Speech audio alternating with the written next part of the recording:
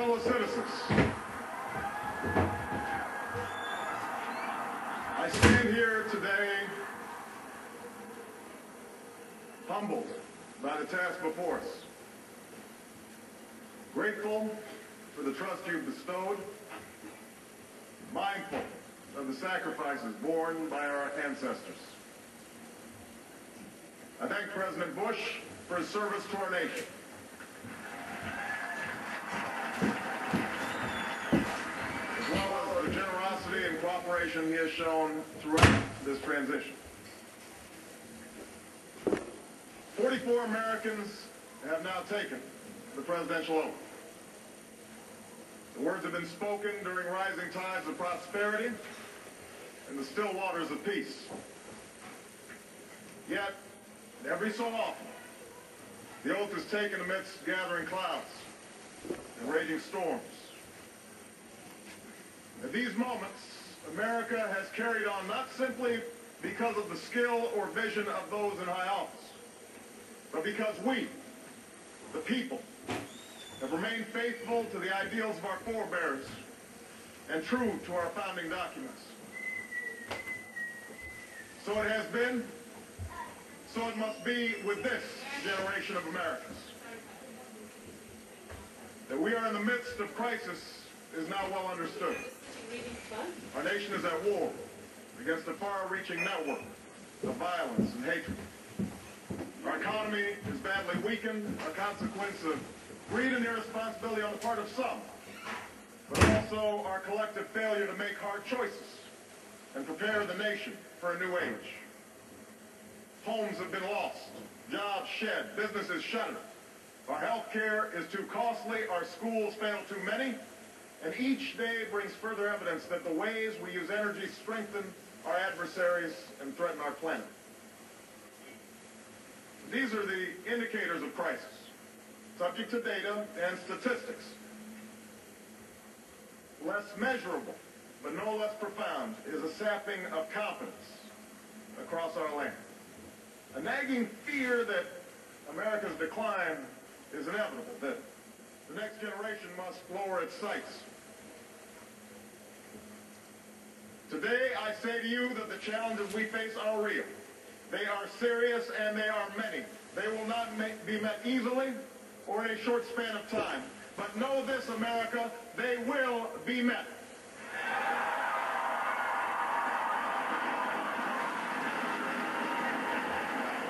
On this day, we gather because we have chosen hope over fear, unity of purpose over conflict and discord.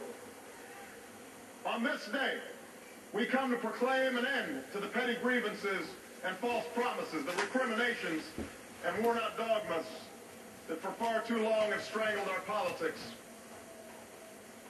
We remain a young nation, but in the words of Scripture, the time has come to set aside childish things. The time has come to reaffirm our enduring spirit, to choose our better history, to carry forward that precious gift, that noble idea passed on from generation to generation, the God-given promise that all are equal, all are free, and all deserve a chance to pursue their full measure of happiness.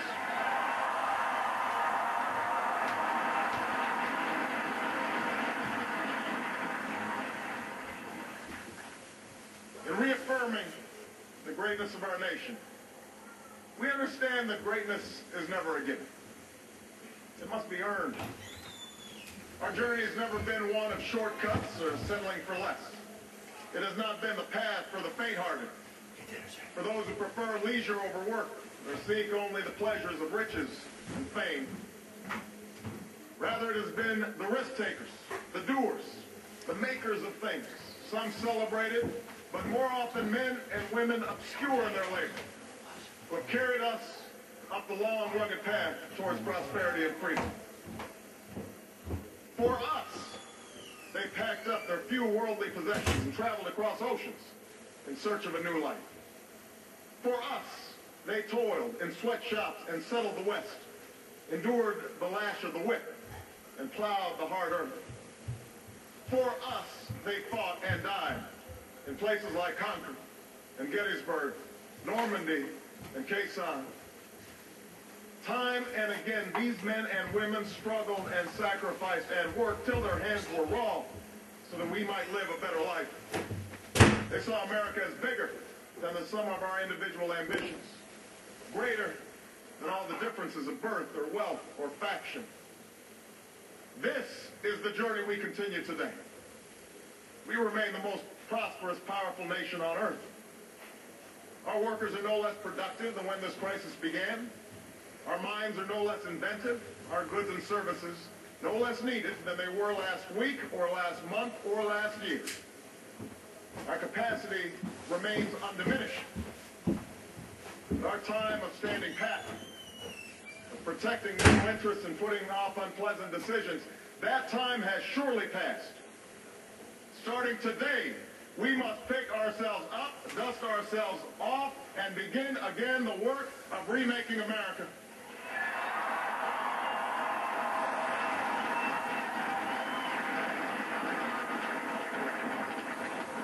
For everywhere we look, there is work to be done. The state of our economy calls for action, bold and swift, and we will act, not only to create new jobs, but to lay a new foundation for growth. We will build the roads and bridges, the electric grids and digital lines that feed our commerce and bind us together. We will restore science to its rightful place and wield technology's wonders to raise healthcare's quality and lower its cost. We will harness the sun and the winds and the soil to fuel our cars and run our factories, and we'll transform our schools and colleges and universities to the demands of a new age. All this we will do. Now, there are some who question the scale of our ambitions, who suggest that our system cannot tolerate too many big plans. Their memory is short, for they have forgotten what this country has already done, what free men and women can achieve when imagination is joined to common purpose and necessity to courage.